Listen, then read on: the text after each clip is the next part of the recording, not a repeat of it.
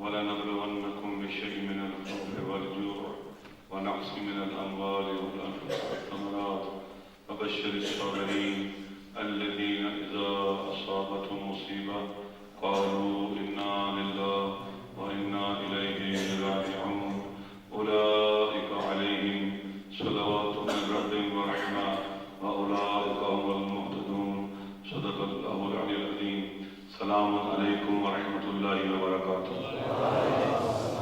خدا متعال کی بارگاہ میں دعا ہے کہ خالق کائنات ہماری اس نشست کو مجلس کو اپنی عبادت قرار دے، اسے اپنے قرب کا وسیلہ بنا دے۔ وہ قادر مطلق اور فیاض مطلق ہے، اس کی بارگاہ میں دعا ہے کہ وہ زبان پر ایسے لفظ لانے کی توفیق بخشے جس میں اس کی رضا اور خوشنودی اور امام زمانہ کی تائید شامل ہو۔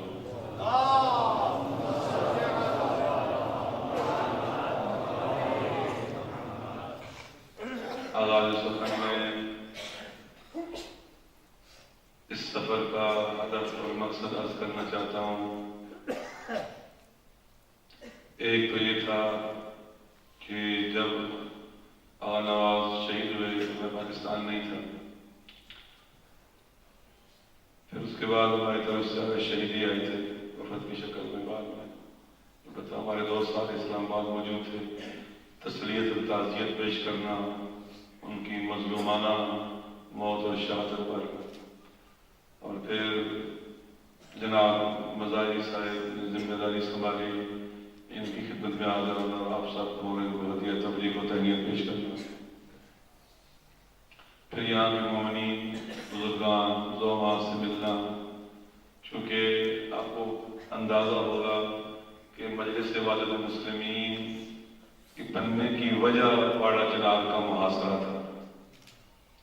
ہم سارے مدرسوں میں تھے، میں پڑھاتا تھا خود، ہمارے سارے ساتھی اپنے اپنے کام کرتے تھے، لیکن واڑہ چنار کے مظلوم مومنین کی مظلومیت نے پورے پاکستان کے لوگوں کو بیدار کیا اور ہمیں مدرسوں سے نکالا، ہم گھروں سے باہر نکلے اور آج تک واپس نہیں جا سکے۔ تو پورے پاکستان کے مومنین کے دل آپ کے لیے دھڑکتے ہیں، وہ آپ کے ساتھ ہیں، وہ آپ کی طاقت کو اپنی طاقت سمجھتے ہیں، آپ کی کمزوری کو اپنی کمزوری سمجھتے ہیں، آپ کی خوشیوں کو اپنی خوشیاں سمجھتے ہیں اور آپ کے دکھ درد وہ اپنے دکھ درد سمجھتے ہیں۔ پورے پاکستان میں ایسے عجیب محبت ہے لوگوں کو آپ سے، واڑہ چنار کے مومنین سے۔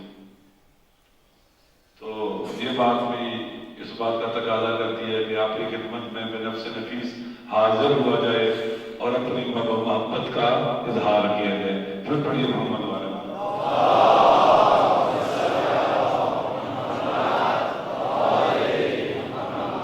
یہ آباد مساجد، یہ مدرسے، یہاں پر ذکر اہل بیت، ان علماء کا اس میں سب سے بڑا کردار اور حق ہے جو یہاں تشریف لائے اور انہوں نے یہاں پر دین کی تبلیغ کی۔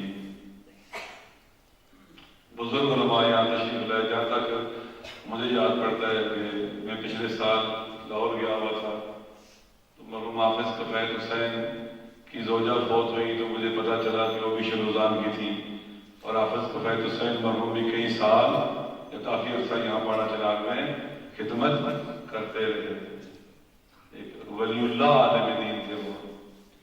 اسی طرح سے شیخ رجب علی جن کے یہ آثار شجرہ طیبہ ہماری آنکھوں کے سامنے موجود ہے کہ کس طرح انہوں نے پاکیزگی اور طہارت کی بنیاد پر اس پاکیزہ شجرہ طیبہ کی بنیاد رکھی جو پھلتا پھولتا چلا آ رہا ہے، اور ان کی پاکیزگی اور ان کے الفاظ سے قدسیہ کا اثر آج تک باقی ہے۔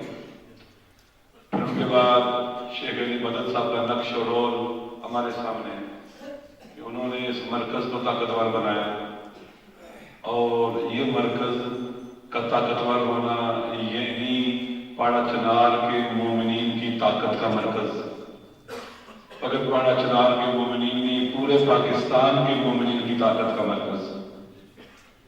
طاقتور مرکز بنایا، اور اس کا عملی نمونہ ہم نے مختلف جنگوں میں اور بالخصوص آخری جنگ میں دیکھا، جب ہر طرف سے دہشت گرد حملہ ور تھے، تو اگر مرکز کمزور ہوتا تو کبھی اس جنگ کو جیتا نہیں جا سکتا۔ ایک طاقتور مرکز نے بنیادی اور بہت اہم رول نے کیا اس عظیم خطرناک سازش کو ناکام کرنے میں جو اس خطے کے مظلوموں کے لیے بنائی گئی تھی، اور وہ ناکام ہو گئے۔ الحمدللہ مرکز آپ کی جمع مردی آغا نواز الفانی مرحوم شہید کی کوشش و تلاش، آپ سب کی کوشش و تلاش، جوان جو سینہ سفروں پر لڑے، جنہوں نے اپنا خون دیا، اور بہادر و شجاعت کے جنہوں نے جوہر دکھائے، واقعات ایسے سے جوان میں نے کسے سنے ہیں جنہیں نشان حیدر ملنا چاہیے تھا، ایسے تھے وہ فقط خرم کیوں نہیں لڑ رہے تھے، وہ پاکستان کا دفاع بھی کر رہے تھے، وہ وطن کا بھی دفاع کر رہے تھے۔ آج اگر یہ علاقہ طالبان کے ہاتھ کو خدا کا راستہ چلا جاتا تو یہاں پر بھی سر ریاست کی ضرورت پڑتی، یہاں پر بھی پھر ہماری فوج کو خون دینا پڑتا، جانیں دینی پڑتی، قربانی دینی پڑتی اس علاقے کو خالی کرانے کے لیے۔ یہ آپ لوگوں کی بصیرت تھی، شعور تھا، شجاعت تھی، ہمت تھی، حوصلہ تھا، آپ ایک بہت بڑے طوفان سے لڑے اور اس کو شکست دے دیا۔ یہاں کے علماء، بزرگان، زعماء، جوان، مائیں، بہنیں، بیٹیاں سب سلام کے مستحق ہیں، سلام اپنی بصیرت و شجاعت و جرأت۔ جس دنیا میں ہم رہتے ہیں یہ دنیا اللہ نے اس کے لیے قانون بنایا ہوا ہے کہ ہر انسان کو اور ہر قوم اور قبیلے کو اللہ نے امتحان سے گزارنا ہے، آزمانا ہے اللہ نے۔ یہ سنت الہیہ ہے آزمائش، کوئی نبی ایسا نہیں ہے جو آزمائش سے نہیں گزرا ہے، کوئی نبی جس کے بارے میں ہم کہیں کہ وہ آزمائش سے نہیں گزرا۔ انبیاء کے امتحانات آپ کے سامنے ہیں، اور سخت ترین امتحانات، مشکل ترین امتحانات اور آزمائشیں۔ فرعونوں سے مقابلہ، نمرودوں سے مقابلہ، شدادوں سے مقابلہ، ابو جہلوں سے، ابو لہبوں سے مقابلہ۔ ائمہ کو دیکھ لیں، کیا ہمارا کوئی ایسا امام ہے جسے اللہ نے آزمائش میں نہ ڈالا ہو، وہ امتحانات سے نہ گزرے ہو؟ 12 میں سے 11 امام شہید ہیں، 63 سال کی عمر کا امام بھی ظاہری عمر کا شہید ہے، اور 25 سال کی ظاہری عمر کا امام بھی شہید ہے، ان کے بچے بھی شہید ہیں، اس گھر کی خواتین بھی شہیدہ ہیں۔ آزمائش اور ابتلا پورے تاریخ میں جاری رہی ہے، اور اللہ نے قرآن میں اسے اپنی سنت اور ثابت قانون قرار دیا، سب کو آزمایا۔ قرآن مجید میں خدا شاہ فرماتا ہے اَفَحَسِبَ النَّاسَ أَن يُتْرَكُوا أَن يَقُولُوا آمَنَّا وَهُمْ لَا يُفْتَنُونَ، کیا لوگ یہ گمان کرتے ہیں کہ وہ یہ کہہ دیں کہ ہم ایمان لائے اور انہیں چھوڑ دیا جائے گا اور انہیں عدلیہ سمایا جائے گا؟ ہرگز اللہ صرف زبانی اقرار پر اکتفا نہیں کرے گا، نہیں چھوڑے گا، وہ آزمائے گا اور آزمائش میں ڈالے گا، امتحانوں میں ڈالے گا ہمیں۔ دوستو اللہ کیسے آزماتا ہے؟ خود قرآن مجید میں ارشاد خداوندی ہے وَلَنَبْلُوَنَّكُمْ، کہ اللہ صاحب کہتے ہیں لام بھی تاکید کا ہے اور نون تاکید سکینہ بھی تاکید کا ہے۔ وَلَنَبْلُوَنَّكُمْ فعل مضارع ہے جو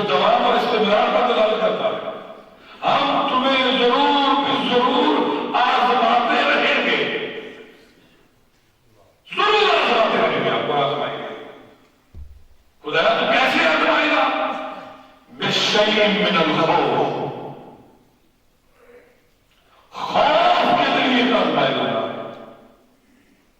خوف کی خدا میں آزمائے گا، ڈر کے ذریعے آزمائے گا، حکومتی خوف، ریاستی خوف، دہشت گردوں کا خوف، ظالموں کا خوف، بلا خوف ہوگا۔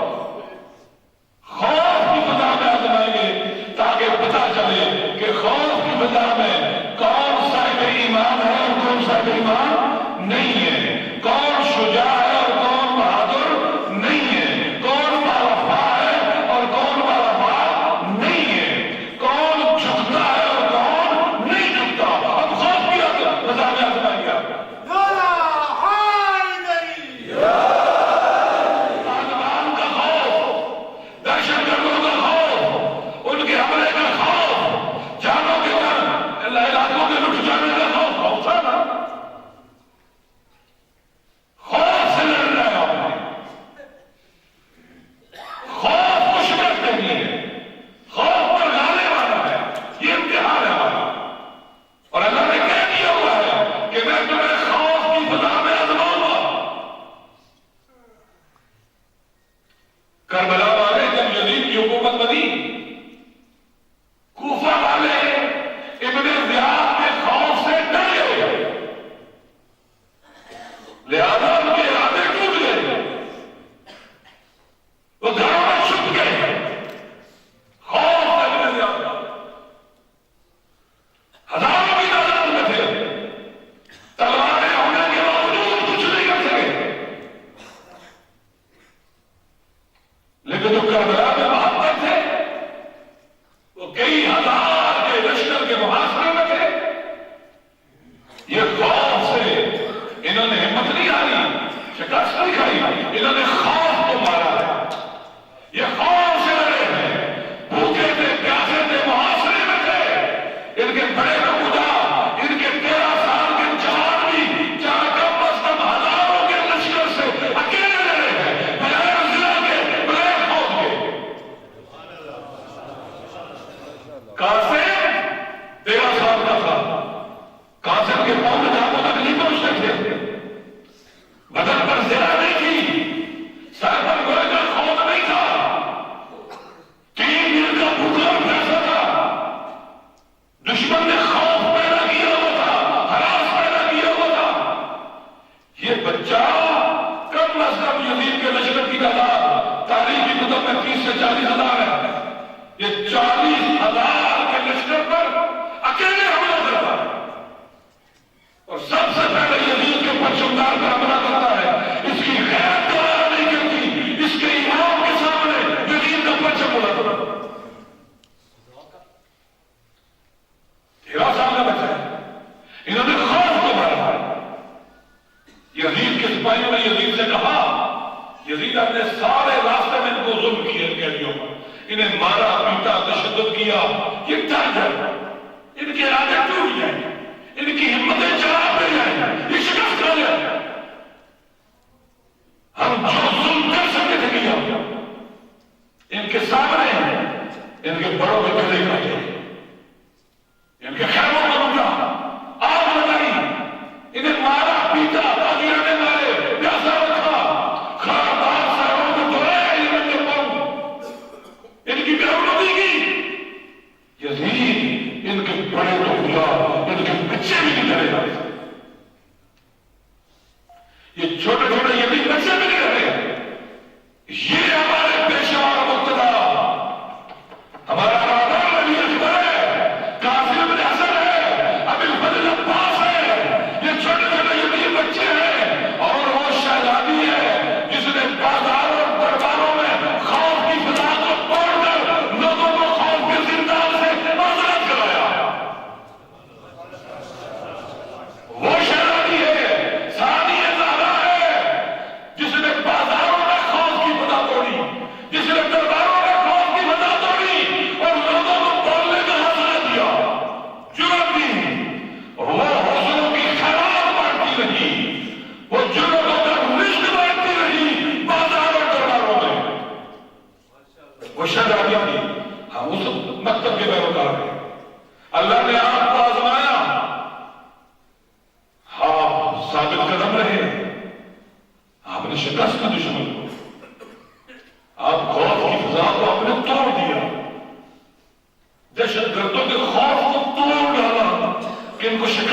جا سکتی، ان کو ہرایا نہیں جا سکتا.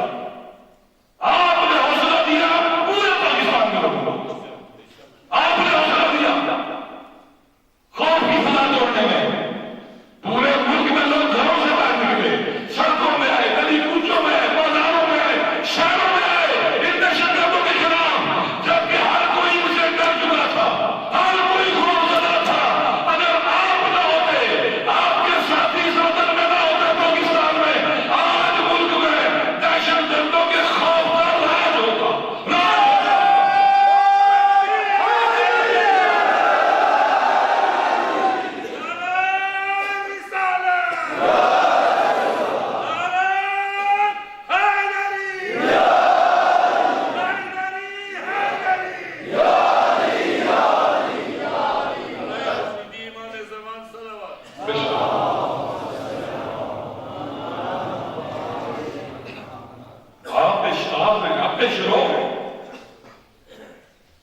آپ پاکستان کے دفاع کی بھی فرنٹ لائن ہے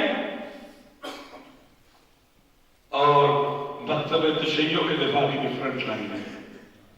ہاں سب سے آگے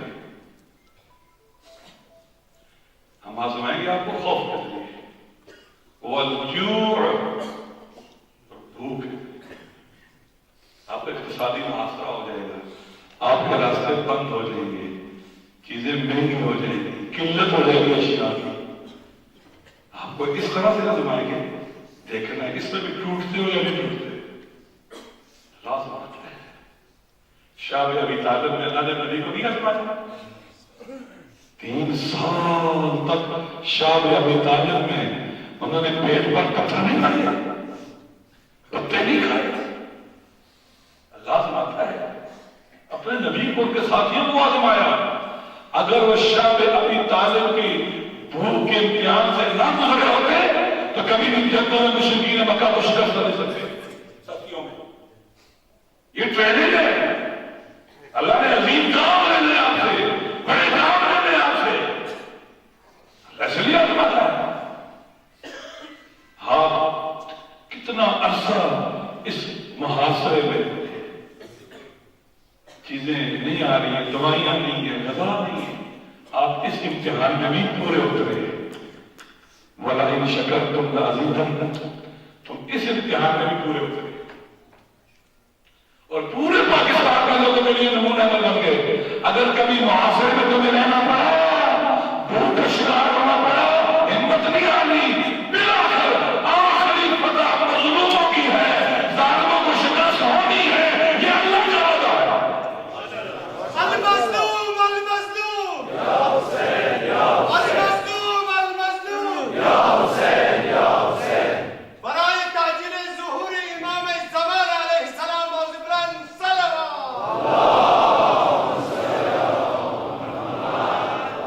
ونفس من الاموال، مالی نقصان ہوگا. آپ کو غضبی سے نکالا ہے. اگر آپ مقاومت نہ کرتے اس طرح سے اور آپ کا یہ مکتب اہل بیت سے آپ کی ولا نہ ہوتی تو آپ کو کبھی وہاں سے نکالا نہ جاتا. یہ بھی آپ کی عقیدت کا، ولا کا امتحان ہے یہ. اور آپ اس میں بھی پورے اترے. مالی نقصان ہوا ہے، کیوں نہیں ہوا، کتنا ہوا ہے، مشکلات نہیں ہیں، ثابت قدم ہے. عرض کروں گا جاری نقصان. بہترین جوان کی تصویریں انسان دیکھتا ہے حیران ہو جاتا ہے. نوجوان، جوان، شیر آپ نے اللہ نے آزمایا ہے. ماؤں نے بیٹے دیے، بہنوں نے بھائی دیے، والدہ باپ نے بیٹا دیا ہے، بیویوں نے اپنے شوہر دیے، سرتاج دیے، اپنی زندگی دی ہے.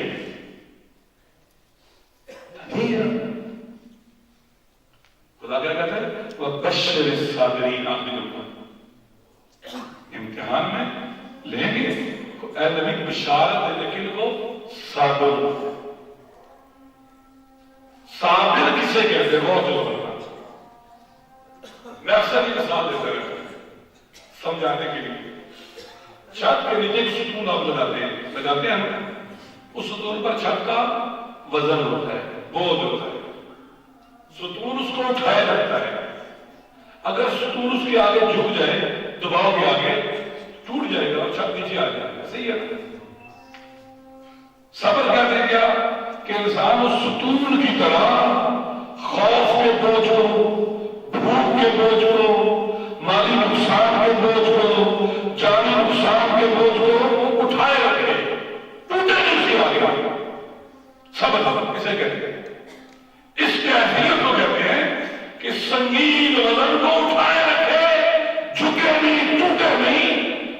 صبر کے بعد ان کی مقاومت اور استقامت وہ کیا ہوتی ہے؟ یعنی اس بوجھ کو اٹھائے میں رکنا نہیں ہے، آگے بڑھتے رہنے کو مقاومت اور استقامت کہتے ہیں۔ آپ نے اس بوجھ کو اٹھایا، رکے نہیں، آگے بڑھتے رہے، آگے بڑھتے رہے، بے شک نہیں کرتے رہے، اور اللہ نے آپ کو فتح عطا فرمائی، نصرت عطا فرمائی۔ دوستو جب آپ نے یہ کر دیا، آپ پاکستان نہیں پوری دنیا کے فرعونوں کی آنکھوں میں آپ آ گئے، پوری دنیا کے یزیدوں کی توجہ آپ کی طرف ہو گئی۔ اب بڑا امتحان ہے، کیونکہ امتحان جاری رہنا ہے۔ امتحان ایسے ہی ہے جیسے چھت پر چڑھنے کے لیے آپ نے ایک سیڑھی طے کی تو آگے دوسری ہے، دوسری کے بعد تیسری ہے، تیسری کے بعد مرتے دم تک امتحان ہے۔ دوستوں مرتے دم تک آزمائش ہے۔ جب آپ کسی امتحان میں کامیاب ہوتے ہیں، آپ کی طاقت بڑھتی ہے، اب اس طاقت کی حفاظت کرتے ہیں۔ اگر اس طاقت کی حفاظت نہیں کریں گے، ممکن ہے اگلا امتحان سخت ہو اور اب ٹوٹ جائے۔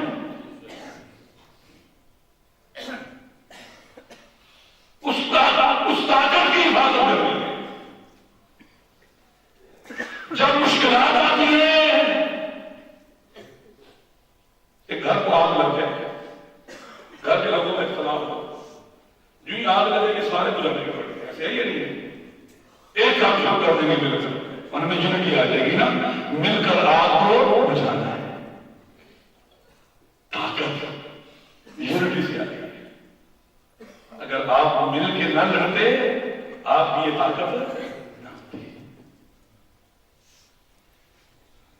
آپ نے اس طاقت کو محفوظ کرنا ہے تاکہ اگلے امتحان کے لیے آپ آمادہ رہ سکیں۔ دشمن بڑا ہو گیا ہوا ہے، پہلے صرف یہاں تک لوگ تھے، اب پوری دنیا میں دنیا کے یزیدوں کو پتا چل گیا کہ یہاں طاقتور حسینی آتے ہیں جو بڑی سے بڑی یزیدی طاقت کو شکست دے سکتے ہیں۔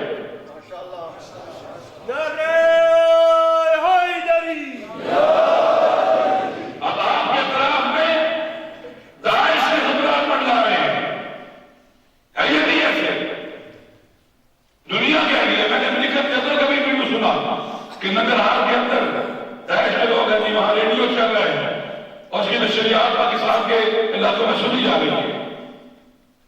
پاک فوج کو ہمارے دشمن جو ہے امریکہ، اسرائیل اور انڈیا الجھائے رکھنا چاہتے ہیں اندرونی جنگ کے اندر۔ وہ چاہتے ہیں کو اندر اتنا جنگ میں الجھائے رکھے، لڑائیاں رہے کہ پاکستان کی فوج اندر ہی تھک جائے، طالبان کے بعد داعش آ جائے، داعش کے بعد کوئی اور آ جائے۔ اور یہ ہمیں فخر حاصل ہے، جہاں علی کے ماننے والے پاکستان کے دو وفا بیٹے ہیں، نہ طالبان ہے، نہ القاعدہ ہے، نہ داعش ہے، کوئی دہشت گرد گروپ آ ہی نہیں سکتا۔ ہم اس وطن کے محافظ ہیں، ہم اس وطن کے سچے بیٹے ہیں۔ ہم نے آج تک پاکستان کی سرزمین میں اپنے کبھی کسی فوجی بھائی پر حملہ نہیں کیا، پولیس پر حملہ نہیں کیا، کبھی اپنے سرکاری چیزوں کو نقصان نہیں پہنچایا جو وطن کی ہے۔ ہم نے آج تک پاکستان کے کسی دشمن سے دوستی نہیں کی ہے۔ ہم اس وطن کے غیرت مند بیٹے ہیں اور وفا بیٹے ہیں۔ آپ تجربہ ہو گے اس پورے حساس علاقے کے اندر پاکستان محفوظ رہے گا، پاکستان کے مسئلے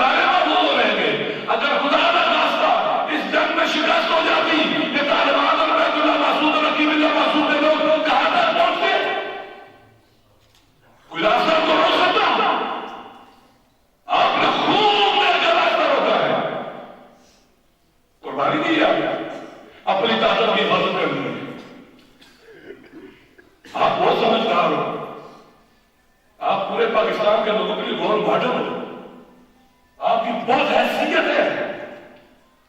پورے پاکستان میں جب بھی کہا جائے پاڑا چنار کا رہنے والا ہے, لوگوں کے دلوں میں آپ کا احترام پیدا کرتے ہیں, لوگ آپ سے محبت کرتے ہیں. آپ کی نگاہیں آپ اور ان کی نگاہیں لگی رہتی ہیں. آپ کو اکٹھا رہنا ہے, یونائٹ رہنا ہے, اپنے اختلافات کو منیمائز کرنا ہے, نزدیک ہونا ہے. آپ کا دشمن ایک ہے, آپ کے دوست ایک ہے. لہذا خوش قسمت ہے آپ کہ آپ کو اس پیش نماز کی مسلط کے اوپر ایک عقل مند, سمجھدار, وائز عالم دین, میری سے شاید دوسری ملاقات ہے, اگر ہے بھی تو مجھے یاد نہیں. میں دو سال پہلے آیا تھا, بعض سے ملاقات ہوئی, آج کل اور آج بنا.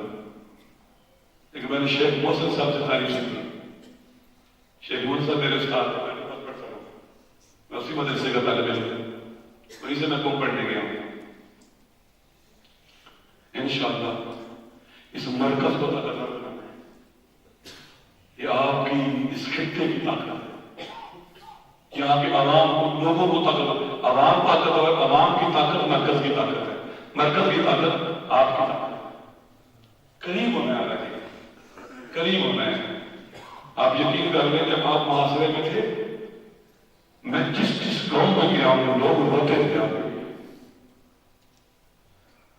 ہم مظاہرے کے لیے لوگوں کو بلاتے تھے, خالی اعلان کرتے تھے, لوگ دوڑتے آتے تھے.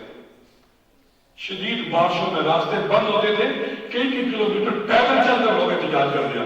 آپ کے میں خود اس کا گواہ ہوں اور میں نے دیکھا ہے. ہم نے سب بعد میں مظاہرہ رکھا تھا, ٹارام سے لوگ نکلے, 2010 کی بات ہے, ٹارام سے لوگ نکلے, کوہاڑ لے آگے بارش میں راستہ بند, پشاور کے راستہ بند, کتنے کلومیٹر پیدل چل کر وہ اس طرح بنا ہے. آپ کے حق میں مظاہرہ کرنے, اور چنار کے مظلوموں کی حمایت کرنے کے لیے. آج وہ مشکلات میں ہمیں کوئی خبر نہیں ہے, وہ تھوڑے سے. آپ طاقتور ہوں تو ہم طاقتور ہیں. آپ نے اکٹھے رہے, رواداری, برداشت. مجھے سید حسن نے کہا, جانتے ہیں سید حسن, سید حسن, انہوں نے کہا کہ یہاں ہماری لڑائی ہوگی عمل کی اور ہماری, اور عمل نے ہمارے 400 افراد شہید کر دیے, مار دیے. اس سے اسرائیل بہت خوش ہے. چلو اب ہمارے مخالف کے آپس میں لڑ پڑے, 400 چھوڑے آپ نہیں کرتے. مجھے خود اس نے بتایا 400 دشمن سے نفرت پیدا ان کے اندر. کہتے میں تو رمضان شمس الدین کے پاس گیا, اتنا گیا, اتنا گیا, اتنا گیا کہ ہم اتنے قریب ہو گئے کہ ایک مظاہرے میں ہمیں اکٹھے تھے, ہاتھوں میں ہاتھ دیے ہوئے تھے لبنان میں, تو شاید بھی خوشی ہو جس کی آنکھوں میں آنسو نہ ہو, میں اکٹھا دیکھ کر خوشی کے آنسو, خوشی کے آنسو. انشاءاللہ یہ مرکز شجرت طیبہ ہے, یہ پھلے گا, پھولے گا, طاقتور بنے گا, لوگوں کو ہدایت کرے گا, رہنمائی کرے گا, اس قوم کو یونائٹ کرے گا. جس کے دشمن بہت وحشی اور درندے ہیں, وہ چھوٹے چھوٹے بچوں پر بھی رحم نہیں کھاتے, وہ تو اپنے لوگوں کی خواتین کے اوپر بھی رحم نہیں کھاتے ہیں, بچوں پر چہرے سب کی اپنی نظر نفرت کرتے ہیں. انشاءاللہ ایک دن آئے گا, ایک دن آئے گا کہ پورے ملک کے اندر امن ہوگا, امان ہوگا, نفرتیں نہیں ہوں گی, محبتیں ہوں گی, تفرقے نہیں ہوں گے, یونٹی ہوگی, شیعہ سنی اکٹھے ہوں. لڑائیوں کے بعد پوری بات چیت ہوتی ہے. ایسے ہی جتنی لڑائیوں سے بات کیا ہوتا ہے ڈائلاگ. ہمیں بات چیت کے دروازے کھولنے چاہیے, قریب آنا چاہیے ایک دوسرے کے. اب پاکستان پورے میں اہل سنت کو قریب کر رہے ہیں, اس سے کافی حد تک بہتری ہوئی. پنڈی کا جب واقعہ ہوا تھا روز عاشور کا, اہل سنت ہمارے ساتھ نہ ہوتے تو مشکل تھا. ہم نے اہل سنت کو ساتھ بنایا, شہر کی تاجر تنظیموں کو ساتھ بنایا, شہر کے سیاستدانوں کو ساتھ بنایا, اور اس بہت بڑے فتنے کو مسئلہ کام کیا. انشاءاللہ مجھے امید ہے خالق کائنات یہ شہید قائد کی سرزمین ہم تو اس کے نام سے جیتے ہیں. ہمیں دکھ رہتا ہے کہ جب وہ آیا تھا ہم آمادہ تیار نہیں تھے، اور آج جب کچھ کرنے کے قابل ہے وہ نہیں ہے. وہ اللہ کی عظیم نعمت تھی پورے پاکستان کے مومنین کے لیے جو اللہ نے ہم سے لے لی. شاید ہم نے لائی کی اہلیت ہم اکٹھے ہوں گے، ملیں گے، اللہ کی نعمتیں ہم پر اور زیادہ ہوں گی نا. اللہ کی رحمتیں اور برکتیں ہمارے پر نازل ہوں گی. اللہ جب ہم سے راضی ہوگا تو بہت زیادہ اللہ کی نعمتیں ہمارے شامل حال ہوں گی. ہم اللہ کو راضی کریں، امام زمانہ کو راضی کریں. یقیناً ہماری یونٹی سے امام راضی ہوگا، امام کا دل راضی ہوگا. دوستو یہ کشن سفر ہے. آخری جملہ جو بھی اس پہ چلا ہے نا وہ مشکلات کا شکار ہے، جو بھی چل رہا ہے. لیکن سب سے زیادہ جو مظلوم ہستی ہے نا وہ ثانیہ زہرا زینب کبرا ہے. بہت مظلوم ہے میری شہزادی.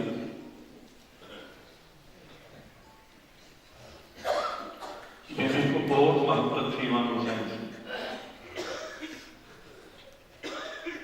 میں نے بعض کتب میں دیکھا ہے کہ جناب سیدہ فاطمہ زہرا کہتی ہیں اپنے بابا رسول اللہ سے، بابا اس بچے کو عجیب محبت ہے حسین سے. جب حسین دیدار میں ہوتے ہیں یہ بچی حسین کی طرف رہتی رہتی ہے. جدھر حسین جاتا ہے بچی کی نگاہیں حسین کے پیچھے رہتی ہے، اور جب حسین کی نگاہوں سے اوجل ہو جائے یہ بچی تڑپنے لگتی ہے. اس بچے کو حسین سے بڑی محبت ہے. میں نے بعض کتب میں پڑھا ہے کہ ہر نماز فریضہ سے پہلے میری یہ شہزادی، یہ ناموس خدا، غیرت اللہ، یہ بیوی ہر نماز فریضہ سے پہلے مولا حسین کی زیارت کرتی تھی. اور جب بیوی آتی اگر امام قرآن پڑھ رہے ہوتے نا قرآن بند کر کے کھڑے ہو جاتے. میری زینب آئی ہے، شہزادی آئی ہے، میں قربان ہوں جس کے احترام میں امام کھڑے ہو جاتے. کتنے گھنٹے شرابی کے دربار میں کھڑے ہوتے.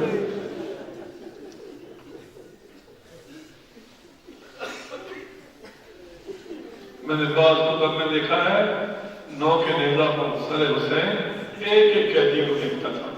سکینہ کو، رباب کو، رقیہ کو، امام سجا ایک ایک کو دیکھتا تھا. جب امام کی نگاہیں شہزادی کے سر پہ پڑتی امام نے کبھی اپنی زندگی میں پہلے کے سر کو ایسا نہیں دیکھا تھا. امام کی آنکھیں بند ہو جاتی.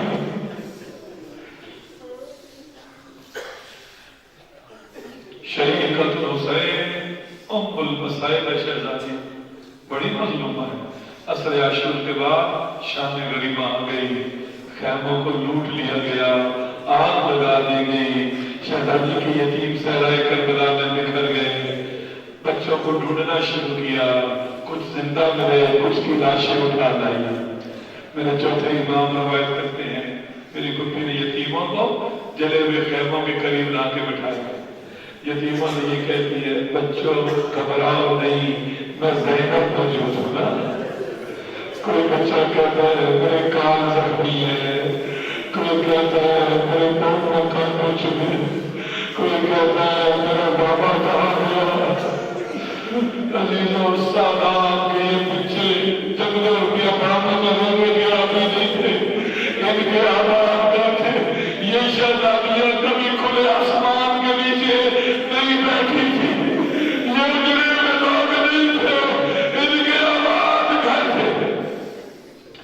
میرے چوتھے امام روایت کرتے ہیں میں نے کیا دیکھا، آدھی رات کے بعد کا وقت ہے، میری پھپھی نے بیٹھے بیٹھے تیمم کر کے نماز تہجد شروع کی. کہتے ہیں شب عاشور بھی پڑھی تھی، آج بھی پڑھ رہی ہیں. ایک فرق ہے، شب عاشور کھڑے ہو کے پڑھی تھی، آج بیٹھ کے پڑھ رہی ہے. میری سرداری پڑھ رہی ہے. میں نے تاریخ کی کتب میں پڑھا ہے علی نے جنگ صفین میں وضو کر کے برس میں تینوں میں تہجد کی نماز پڑھی. آج کروں گا مولا مردوں کے لیے برس میں تینوں میں وضو کر کے نماز تہجد پڑھنا آسان ہے، لیکن جب سر زخمی ہو اور چراغ میں سے میرے یتیم سے ہو کریم عزیزوں کے بے سرمش دورہ نماز شب پڑھنا بڑا مشکل ہے. میں نے حدیث ہی فقط میں پڑھا ہے کہ جب بھی کوئی جوان آدھی رات کے بعد تہجد کے لیے اٹھتا ہے اللہ ملائکہ کے سامنے فخر و بہا کرتا ہے دیکھو تو ایک جوان بندے کو نماز تہجد پڑھ رہا ہے.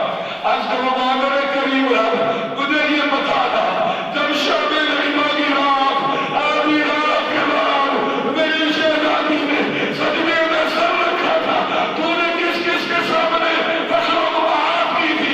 یقیناً آدم نوح ابراہیم موسیٰ عیسیٰ یوسف یعقوب بنی اسرائیل کے سجدے دیکھو.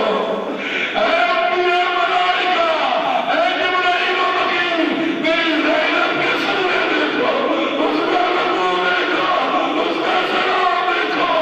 اے حوا اے آسیہ اے حاجرہ اے مریم میری زینب کے تہجد دیکھو. اللہ اللہ اللہ القوم الظالمین وسيعلم الذين ظلموا